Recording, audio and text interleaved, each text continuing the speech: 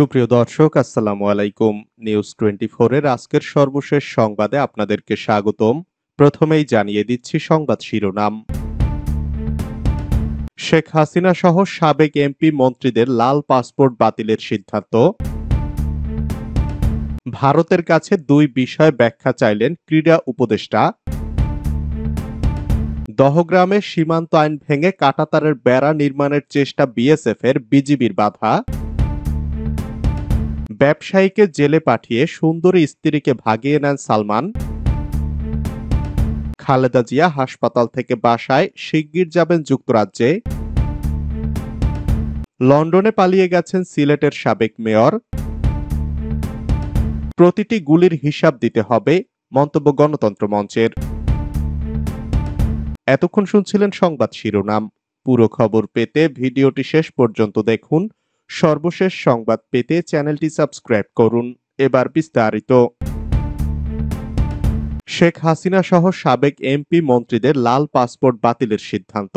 সাবেক প্রধানমন্ত্রী শেখ হাসিনা সহ ক্ষমতাচ্যুত সরকারের এমপি মন্ত্রী এবং বাধ্যতামূলক অবসরে পাঠানো ও চুক্তি বাতিল হওয়া কর্মকর্তাদের লাল পাসপোর্ট বাতিলের সিদ্ধান্ত নিয়েছে সরকার। বুধবার রাতে সমকালের কাছে এ তথ্য নিশ্চিত করেছেন স্বরাষ্ট্র মন্ত্রণালয়ের নিরাপত্তা ও বহিরাগমন অনুবিভাগের অতিরিক্ত সচিব মোহাম্মদ আলী রেজা সিদ্দিকী। আলী রেজা সিদ্দিকী সমকালকে বলেন, লাল পাসপোর্ট বাতিলের জন্য পাসপোর্ট অধিদপ্তরের মহাপরিচালককে মৌখিকভাবে নির্দেশনা দেওয়া হয়েছে। ওই নির্দেশনা অনুযায়ী মহাপরিচালক বাতিলের ব্যাপারে ব্যবস্থা নেবেন। তিনি আরো বলেন, যোগ্যতা অনুযায়ী লাল পাসপোর্ট যাদের ছিল তা বাতিল করার কাজ অফিসিয়ালি শুরু হয়েছে।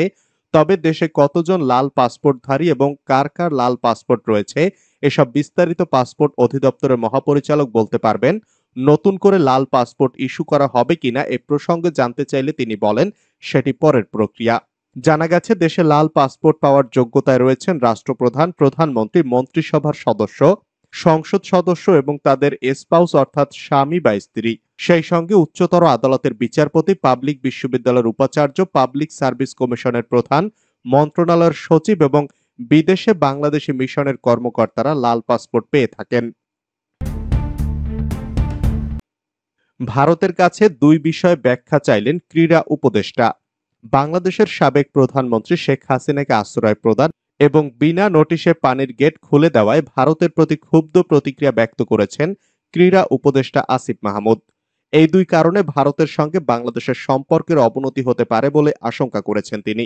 বুধবার রাতে নিজের ফেসবুক আইডিতে দেওয়া এক পোস্টে এ প্রতিক্রিয়া জানান ক্রীড়া উপদেষ্টা। ফেসবুক পোস্টে তিনি লিখেছেন, পৃথিবীর ইতিহাসে নিকৃষ্টতম গণহত্যাকারী শেখ হাসিনাকে আশ্রয়, নোটিশ ছাড়াই ওয়াটার গেট খুলে দিয়ে বন্যার সৃষ্টি করা ভারতের সঙ্গে বাংলাদেশের সম্পর্কের অবনতির কারণ হতে পারে। এ বিষয়ে বাংলাদেশের জনগণের কাছে স্পষ্ট ব্যাখ্যা দিতে হবে। দহগ্রামে সীমান্ত আইন ভেঙে কাঁটাতারের বেড়া নির্মাণের চেষ্টা বিএসএফ এর, বিজিবির বাধা।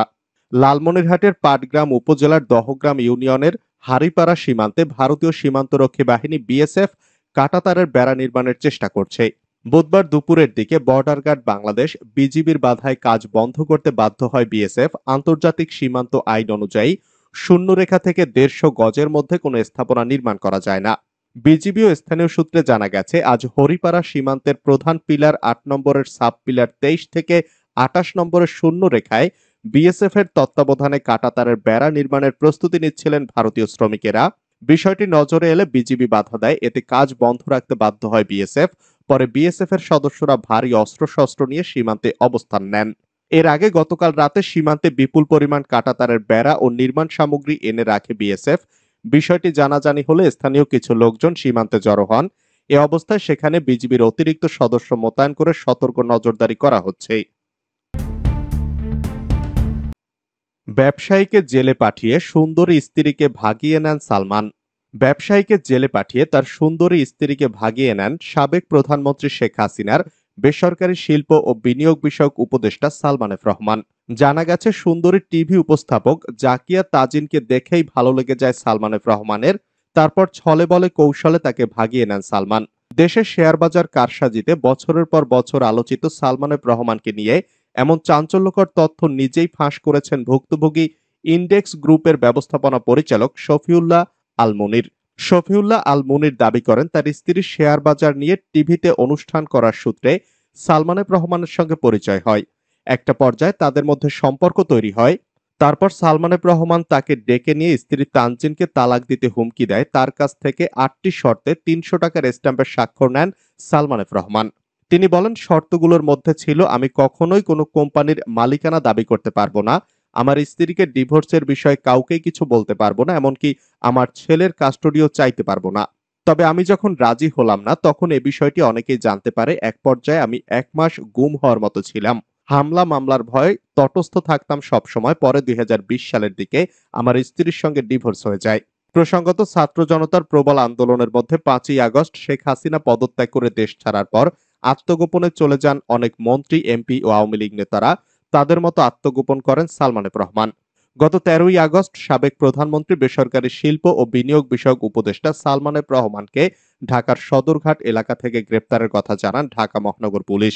কোটা সংস্কারের দাবিতে আন্দোলন চলাকালে ঢাকা কলেজের সামনে সংঘর্ষে এক হকার নিহত হওয়ার ঘটনায় নিউ মার্কেট থানায় করা হত্যা মামলায় তাকে গ্রেফতার দেখানো হয়। পরে তাকে ১০ দিনের রিমান্ডে পাঠায় পুলিশ।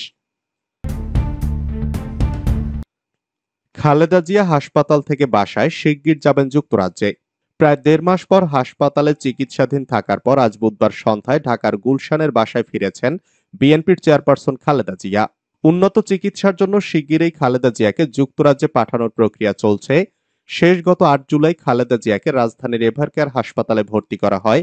এর মাত্র ৬ দিন আগে তিনি হাসপাতাল থেকে বাসায় ফিরেছিলেন। খালেদা জিয়ার চিকিৎসক ও বিএনপির স্থায়ী কমিটির সদস্য এজেডএম জাহিদ হোসেন সাংবাদিকদের বলেন, খালেদা জিয়ার শারীরিক অবস্থা এখন স্থিতিশীল। মেডিকেল বোর্ডের পরামর্শ অনুযায়ী তাকে বাসায় নেওয়া হয়েছে। লন্ডনে পালিয়ে গেছেন সিলেটের সাবেক মেয়র। সিলেট সিটি কর্পোরেশনের সাবেক মেয়র আনোয়ারুজ্জামান চৌধুরী লন্ডনে পালিয়ে এসেছেন। রোববার কলকাতা টু লন্ডনের একটি ফ্লাইটে তিনি লন্ডনে আসেন। বর্তমানে তিনি পূর্ব লন্ডনের নিজ বাড়িতে অবস্থান করছেন। তার লন্ডনে আসার তথ্যটি একাধিক সূত্র নিশ্চিত করেছে। গত ৪ আগস্ট নগরের কোর্ট পয়েন্ট ও বন্দরবাজার এলাকায় ছাত্র জনতার শান্তিপূর্ণ মিছিলে হামলা ও নির্বিচারে গুলিবর্ষণ করা হয়। এ ঘটনায় আওয়ামী লীগ সরকারের ৭ জন মন্ত্রী, উপদেষ্টা, প্রতিমন্ত্রী, সাবেক আইজিপি, এমপি, মেয়রকে আসামি করা হয়েছে। আসামি হয়েছেন আনোয়ারুজ্জামান চৌধুরীও। সূত্র বলছে, নিজেকে বাঁচাতে সাবেক মেয়র সিলেটের জাফলং সীমান্ত দিয়ে ভারত প্রবেশ করে পরবর্তীতে তিনি রোববার একটি ফ্লাইটে লন্ডন হিথ্রো বিমানবন্দরে আসেন। সত্যতা যাচাই করতে আনোয়ারুজ্জামান চৌধুরীর লন্ডনের স্থানীয় মোবাইল ফোনে কল করলে তিনি কল রিসিভ করেন। তবে তিনি যুক্তরাজ্যে নেই বলে দাবি করেন। বনানীতে নসরুল হামিদের কার্যালয় প্রিয়াঙ্গনে অভিযান, ১.৫ কোটি টাকা জব্দ। রাজধানীর বনানীতে সাবেক বিদ্যুৎ প্রতিমন্ত্রী নসরুল হামিদের মালিকানাধীন প্রিয়াঙ্গন ভবনে গতকাল মঙ্গলবার রাতভর অভিযান চালিয়েছেন আইন শৃঙ্খলা রক্ষাকারী বাহিনীর সদস্যরা। এ সময় ওই ভবনে নসরুল হামিদের ব্যবসা প্রতিষ্ঠানের কার্যালয় থেকে ১,৫১,৩০০ টাকা উদ্ধার করা হয়েছে। এই অর্থের মধ্যে ৫১০ লিরা সহ তুরস্কের মুদ্রা, কিছু বিদেশি মুদ্রা রয়েছে। পুলিশের গুলশান বিভাগ সূত্র জানায়, ঢাকার অতিরিক্ত জেলা ম্যাজিস্ট্রেটের নেতৃত্বে মঙ্গলবার মধ্যরাতে প্রিয়াঙ্গনে অভিযান শুরু করা হয়। অভিযান শেষ হয় আজ বুধবার ভোরের দিকে। এ সময় ভবনটি ঘিরে রাখেন সেনাবাহিনী, বনানী থানার পুলিশ ও র্যাব সদস্যরা। অভিযানের সময় নসরুল হামিদ অফিসে ছিলেন না। অভিযানে প্রিয়াঙ্গন ভবনের ২য় তলায় হামিদ গ্রুপের কার্যালয়ের ফাইন্যান্স অ্যান্ড অ্যাকাউন্টসের কক্ষে বড় ভল্টের পাশে টেবিলের ড্রয়ার থেকে ৩,৮,৭০০ টাকা জব্দ করা হয়। এর বায়ে থাকা আরেকটি কক্ষের ২টি ড্রয়ার থেকে ৩,৯৪,৩০০ টাকা জব্দ করা হয়। এরপর ষষ্ঠ তলায় অবস্থিত হামিদ গ্রুপের কার্যালয় থেকে ২০,৯৩,০০০ টাকা জব্দ করা হয়। এছাড়া ওই অফিস থেকে ৫০ পাউন্ডের ৪টি নোট, যার একটি ছেঁড়া, তুরস্কের মুদ্রা ২০০ লিরার একটি নোট, ১০০ লিরার ২টি, ৫০ লিরার একটি, ২০ লিরার একটি ও ১০ লিরার ৪টি নোট পাওয়া গেছে। সর্বমোট ৫১০ লিরা জব্দ করা হয়। ভবনটি থেকে দেশি বিদেশি মোট ১,৫১,৩০০ টাকা উদ্ধার করা হয়। ঢাকার কেরানীগঞ্জ এলাকার সাবেক সংসদ সদস্য নসরুল হামিদের হামিদ রিয়েল এস্টেট নামের আবাসন কোম্পানি রয়েছে। যোগাযোগ করা হলে পুলিশের বনানী থানার পরিদর্শক মোহাম্মদ ইসরাফিল আজ সন্ধ্যায় প্রথম আলোকে বলেন, প্রিয়াঙ্গন ভবন থেকে ১,৫১,৩০০ টাকা জব্দ করার ঘটনায় বনানী থানায় মামলার প্রক্রিয়া চলছে।